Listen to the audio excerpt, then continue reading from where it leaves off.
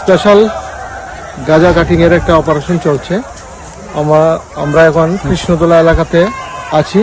এখানে প্রচুর গাঁজা বাগানগুলিকে আমরা ধ্বংস করেছি। আমাদের সঙ্গে টিএসআর, বিএসএফ সহ টোটাল আমরা 150 জনের মতো স্টাফ আছি।